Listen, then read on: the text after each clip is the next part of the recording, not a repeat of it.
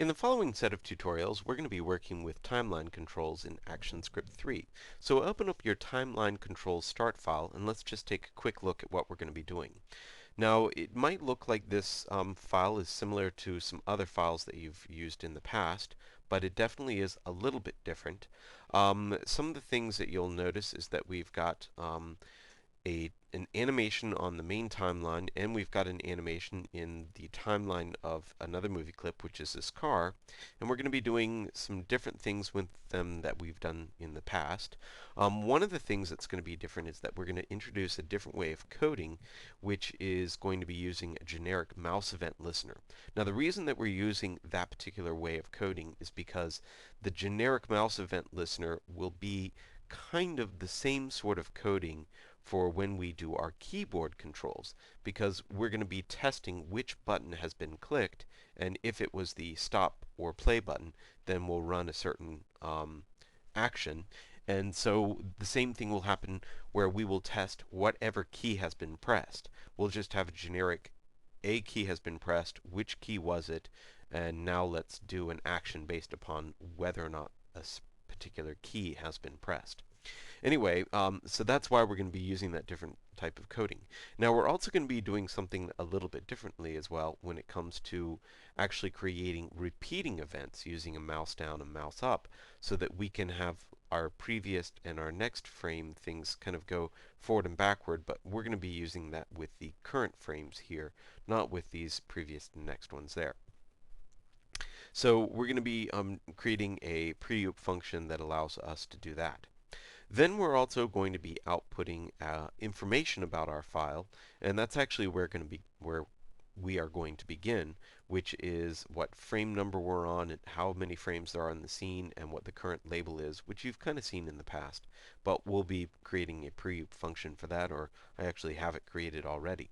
So let's go and find some places where we're going to get some more information. And if you go to the Digital Media website, you'll find 3 different lectures on there are going to kind of help you with this set of tutorials. The basic timeline controls is going to have information about prevFrame and nextFrame and currentFrame, and outputting information about our scenes and frames, which we'll be using. Then we're going to be accessing, or we're going to be working with frame events and basic key events. So those 2 lectures will help you learn more about that stuff when we get there. So let's begin with the basic timeline controls. And the very first thing we're going to do is just get some information about our scenes and our frames. And you'll see there's a lot of different code here that we can use to trace all sorts of different information. If I copy and paste all of this code, let's just see what we get. If I go back to my ActionScript window, go to my Actions panel, and bring that up. It's a good idea, of course, to pin the script. And I'm going to go ahead and paste all that in, and let's just take a look at each one. The very first one will trace what this current frame is. The next one will trace this current scene, the number of frames. The next one will trace this current scene and name. The next one traces the current scene with how many labels it has and the length of those labels. So it should show that I have a number for the number of labels. In the case of this particular scene, I have 2 labels, start and end. And if I could see that extended out a little bit, insert frame, you'll see that I do have an end keyframe. You don't need to insert the frame there, though. Then I can also output what the number is of the first label or the second label. 0 is the first label, 1 will be the second label. And then let's see what the current label is. So let's just output and see what we get. Very first thing is 1, which is the current frame. The total number of frames is 30. Shows us that we're on scene 1. Shows that we have 2 scenes, that the first label is start, and that we're at the current label of start. So let's see what happens if we change at least just one of these items. So we have the second label here. And you'll see it does show me that the end is the second label. Now, this is interesting to output your information just with these basic trace commands, but it's not as easily readable as if we were to add more information to it, like concatenating some other text. So right below it, I have some other things that we can copy and paste into our scene so that we can output a little bit more information.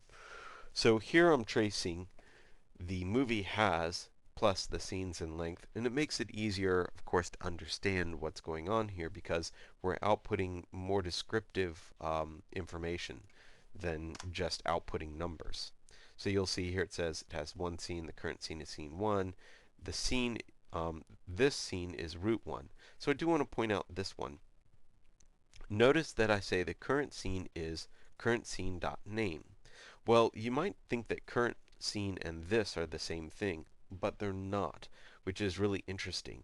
So this does refer to the timeline that we're currently on, but current scene refers to the current scene that we're on, and they're actually a little bit different. So if you wanted to refer to the current scene, you could also refer to it by this dot current scene versus just this. So I did want to point that out. And that's really important because we typically think that we're going to be able to use this dot current frame to be able to figure out where we are. But if we go back to our output, you'll see that it says this scene has undefined frames. And then it says the current scene has 30 frames. And that's because I tried current scene.num frames and then this .num frames to see what would be different. And it only happens that num frames works when you are using current scene as the object that you are attaching that num frames to.